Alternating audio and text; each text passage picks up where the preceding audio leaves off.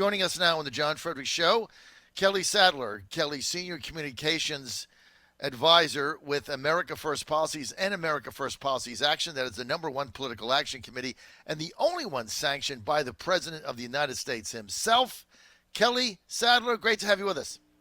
Nice to be here, John. Kelly, let's get to the G-20 summit. We've been covering it all morning. I thought it was a tremendously successful 5 days for the president. What say you? I mean, I agree with you 100%. If you just look at the images coming out of the G20 and with the president in North Korea, I mean, if you flash back to 2012 when Barack Obama was in office, I mean, you have him staring into the DMZ through binoculars, protected by bulletproof glass. And look how far we've come with President Trump and his ability to negotiate with these world leaders and bring them to the table. You have the first sitting president walking over into North Korea. What was supposed to be a 5-minute, photo op turns into an hour-long discussion where, Kim Jong-un basically agrees to restart negotiations. Right. And that is a good thing for the world. I don't know how anyone could be displeased with, with the restart of negotiations. And you have to note that, North Korea has not tested a nuclear device since September 2017 and hasn't had any long-term missile launches since November 2017. So the president knows that North Korea is dependent economically with with all of the sanctions that we've put on that country, that they need to come to the table. And the president knew, even after the talks broke down in Vietnam, that Kim Jong-un needs some sanction relief. And in order to get that, he'd come back to the negotiating table. And I thought there was a huge breakthrough this weekend. Well, I don't see the downside. I mean, he's having a conversation. He's trying to hopefully get a better relationship and continuing to get a better relationship with Kim Jong-un in the hopes that one day they can denuclearize the Korean Peninsula. But he's not lifted any of the sanctions. He's changed no policy. It's the sanctions that are starving them to death that are getting them to the table. He's done nothing at all to abate that. And he's simply saying, let's have a dialogue so we can maybe get this fixed and your people can have a better future. That's all he's saying. So there's no downside here. Yeah, no, I mean, and if you look at like the GDP per person in North Korea, it's that of like the Congo, that of the poorest African nations. And the president is aware of this. President Trump is aware of this. And he knows that Kim Jong-un needs to do something for his people. He has not, as you said, he has not lifted any sanctions. There has been a maximum pressure campaign that's been put on North Korea, just like there's one been put on Iran. And the president's patiently waiting these guys out, these dictators out, to see them, come back to the table and negotiate. Now, what the future holds, none of us know, but we're infinitely better off than we were back when it was 2012 and we were afraid at any moment there could be a nuclear missile launch. No question about it. You're on the John Fredericks Radio Network. Kelly Sadler with us. Kelly Sadler spending the first 2 years of the Trump administration in the White House in a key role there, senior advisor to the president, now with America First Policies and America First Policies Action, key communications strategic director there. So, Kelly, let's get to the aftermath of this and some of the criticism that the president is getting from the Democrats, both for his meeting with President Xi, which basically he said we just had Curtis Ellison, one of your colleagues. He said, look, we're going to indefinitely hold on the new tariffs until we can get this negotiation done, but we're not going to take the first set of tariffs off either, so you guys have got to get to the table and get this done because I hold all the cards. President being criticized on that by Joe Biden and others, saying that it's hurting our farmers, and then, of course, every Democratic presidential candidate criticizing his diplomacy gamble with Kim Jong-un, which I see no downside. What is there? Does any of them have any alternative to any of this? Like, do they have a plan? That's a good question. I'd love to hear what their policy solutions are on, the foreign policy stage. They do not have any. They don't. I mean, it's nothing. You saw the debates. You saw that your viewers or your listeners watched the debates. What are their policy proposals? The policy proposals are open borders. It's basically giving, illegal immigrants free health care. It's taking away our private insurance, to 200 million people and doing a Medicare for all. When they say what's the biggest threat on the geopolitical stage, you have answers coming out like climate change. Mm-hmm. I mean, these folks are so detached from reality and from pragmatic solutions to deal with the crises that we're encountering right now. It is, when I say it's out of left field, it's completely out of left field. I sat there and I was watching and my mind was blown. I'm like, are you serious? Now, the president understands that the biggest geopolitical threat is China, and he has set forth all these tariffs. He's delayed the additional tariffs of $300 billion on Chinese imports, but at the same time, the Chinese also agreed to a very large sum of agricultural goods coming from the U.S. We're just going to have to see what happens when they'll make that announcement, but I anticipate it's going to be a sizable purchase that is going to alleviate some of the pressures that are put on our U.S. farmers, who, by the way, are patriots. There have been so many. I think Trip Gabriel went into. He's the New York Times reporter who's stationed in Iowa, and he went out visiting regional farms and just trying to drudge up a story about how these farmers hate the president of the United States. And you know what? They said, we're going to take this one for the team. We're fine with this.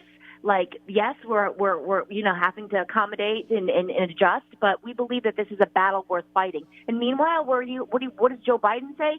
He just dismisses the whole thing. He dismisses China altogether. And so there's nothing reasonable, pragmatic, or like that will empower average Americans under these democratic plans. They're more for the people of Mexico than they are the people of the United States of America. Well, let's get to these debates, Kelly Sadler, and let's get to the show of hands when basically everybody put their hand up for open borders, which means they said they're not interested in making coming into the border illegally a criminal act, which means open borders, right? I mean, there's no other way to spin this. If there's no crime to come into the country, then there's no barrier to come into the country, and then it's open borders.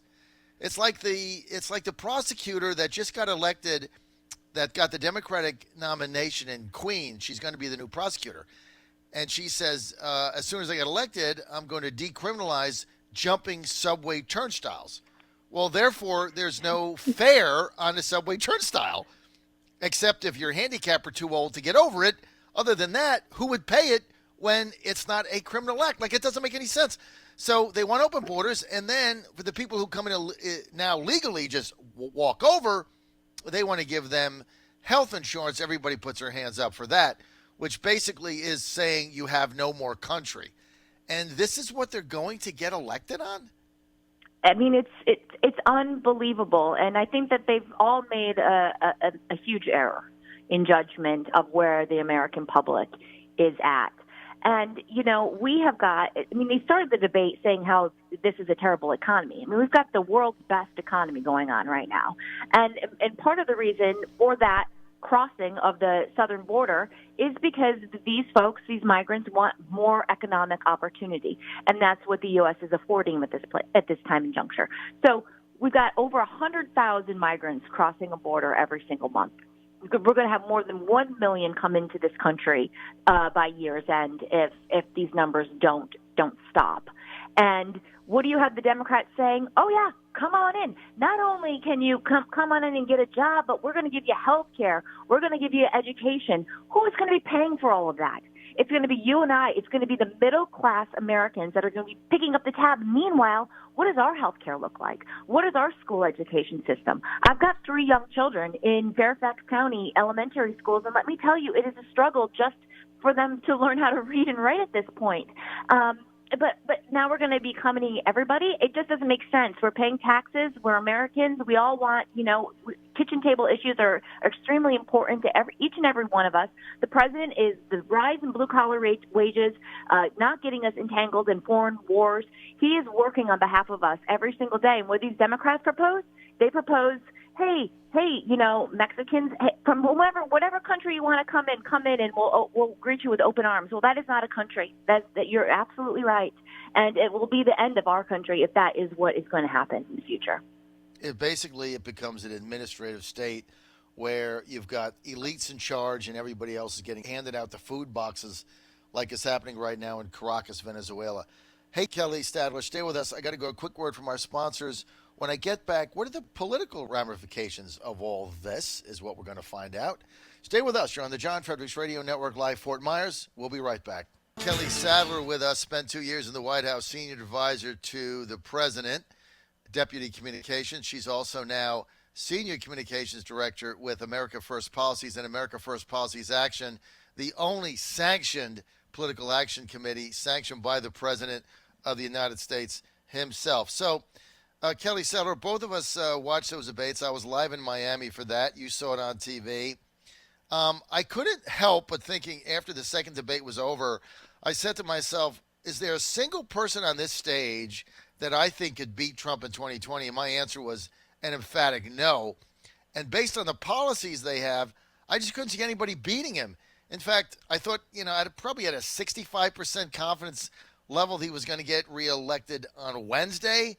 By Thursday at midnight, it was like 90%, 95%. I just don't see any of these people beating him. What about you?